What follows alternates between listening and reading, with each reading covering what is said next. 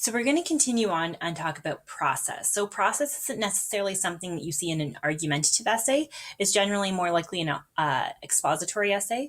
So it's when the person is explaining the steps taken in order to accomplish something. So it's sort of like think of a how-to sort of situation, like those WikiHow articles that you might be used to. I know anytime, say, my kid colors on something with a Sharpie, I look those up to figure out ways to get Sharpie off of a couch. So an example here that I provided for you is an essay that was called How to Write a Test by Eileen A. Brett. And basically in this essay, what she's doing is trying to explain what kind of steps you would take when you're writing a test in order to be successful. The first step that she talks about is picking somewhere to sit, but she tries to be a bit humorous that you're like trying to find somewhere to sit where you wouldn't be distracted by a window, for example. Next is classification. So that's when there's this big complex set of ideas and you're trying to organize it into different paragraphs to help it make sense to your reader and prove your point. Maybe you're talking about the reasons why a particular war occurred. And so you've got these like umbrella reasonings as to why the war occurred. And then you're moving different situations under that bigger umbrella. Next is the example for classification. So if we go back to that Forget Prince Charming, where she was talking about finding the perfect mate, she classifies their different attributes of an ideal mate, such as things like punctuality and humor. So she's kind of got punctuality as one paragraph and then explains what punctuality means to her and why it's important. Next is causal analysis. So causal analysis is when they talk about cause and effects relationships that help explain or prove a point. So because this happened, that led to this. Again, going back to that idea of, say, writing an essay on why a particular war happened, like the assassination of Archduke Franz Ferdinand led to World War One. So that essay from Jeremy Clarkson that we talked about with the hooks, I'm also going to reference here again, called On Idiots. So he's talking about how if we get rid of daft people, so, unintelligent people from the road, it's going to cut the number of accidents and it will, cut the fumes as well. So he's talking about if we get rid of these people, then the effect that it will have is making the roads safer and cleaner. Concession. So this is something certainly I know some of your teachers ask you to do, and it can be very powerful if it's done well, where you mention the points of oppositional arguments to refute them. So say you're writing an essay on capital punishment and you're saying it's wrong, and then you mention some of the things that someone who says it is good and refute it, right? So you use that to help prove your point. However, you have to be really careful because sometimes mentioning someone else's point inadvertently proves the opposite of what you want to prove. So this is from that essay, It's All Real, but It's Not All True. So talking about that idea of autobiographical fallacy or reading a person into the work. She mentions that we all pretty much do it, right? Like even as a teacher, we sort of force you to do it. We're like, okay, we're going to read The Great Gatsby. Let's learn about F. Scott Fitzgerald and how his life might fit into it. So it's something that we all do, even though, it's not necessarily true. Then generalization. So this is when an author takes bigger ideas and sums them up into larger categories. And you can already sort of see as we're continuing on through these methods of development, how something could be, say, like generalization, but it also could be classification. So that's why, again, I don't necessarily need you to memorize the names, just pick out what this person has done to prove their argument. So in that Forget Prince Charming essay, the one about finding a perfect mate, she talks about humor. So she's like talking about the general idea of humor, but then she's explaining that, it doesn't necessarily mean telling a joke. It's like looking at the awareness of life's absurdities and things like that. So she's kind of taken this idea of humor in general and then explained to us what humor means to her and kind of has some bullet points as to what humor means to her.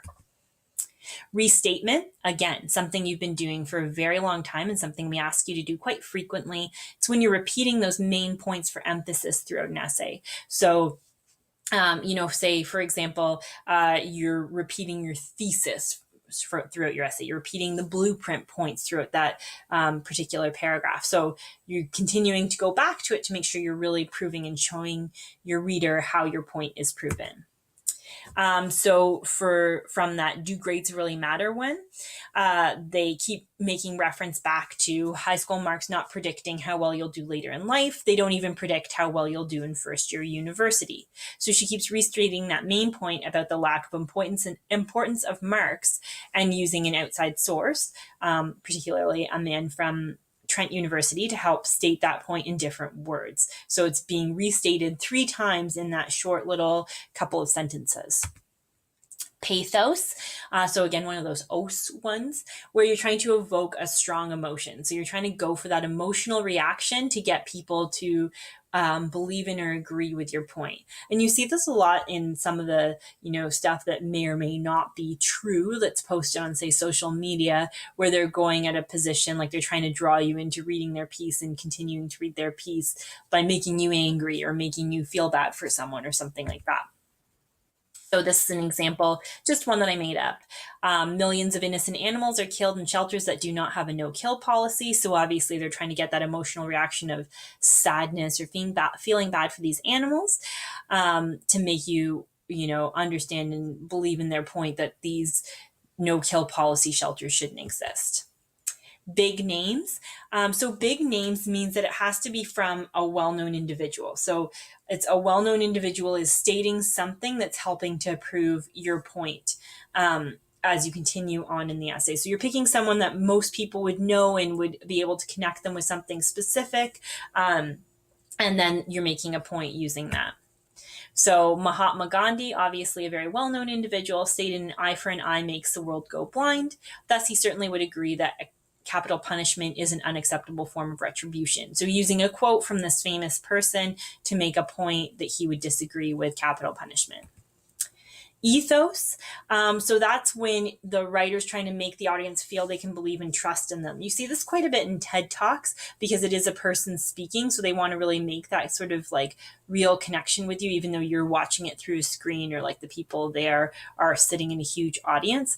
But they want to make you identify with them personally because then it maybe makes you sort of understand or believe in their point a bit more. So an example here would be, someone starting an essay with, as a grade 12 student. Well, you're all grade 12 students, right? So this is something that's connecting with you because you too are a grade 12 student. And then if they're talking about how difficult the process for applying to post-secondary institutions can be, well, this is something you will connect with because something you're going to be doing quite a bit this year.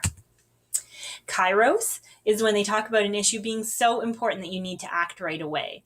You see this quite a bit in advertisement for sure, like when it gets around Christmas time or Black Friday, where they're like, you have to, go and buy this big TV right now because this price is limited and quantities are limited and stuff like that. That's Kairos.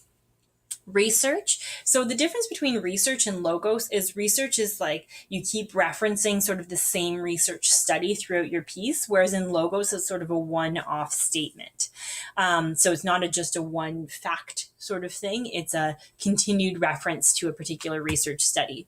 Now, obviously, in these short examples, it would be hard for me to show continued reference. So, the example I give you here, you'd extrapolate it to a whole essay and say, like, this study by University of Ottawa that, again, I've made up, that says 40% of teenagers don't feel their families don't spend enough time together. So then I might be returning to the findings of the study throughout my essay to help prove a point. Social proof. I find students often confuse this one with big names. Big names means a big person that lots of people would know, so a well-known or famous person. And they don't have to be a celebrity, like it doesn't have to be someone that's in movies and stuff. It could be a politician or something like that, but it should be something people or someone people know. Social proof is when they use real people. So you see this tons in advertising, particularly in weight loss ads. In weight loss ads, they love to use like real people and look like Stephanie from Ottawa lost a bunch of weight. And, oh, I'm from Ottawa. I also could lose weight on Herbal Magic or whatever. Now, I mean, a lot of you probably don't see these advertisements anymore because we're living in a society where a lot of you PBR stuff, much like I do. And so don't get a chance to see the ads that are on TV on a regular basis. And then the last one is prognostication. So prognostication is when you're giving a glimpse into the future, like saying if we don't act quickly on the issue of global warming, in 20 years, a species of polar bears will be extinct.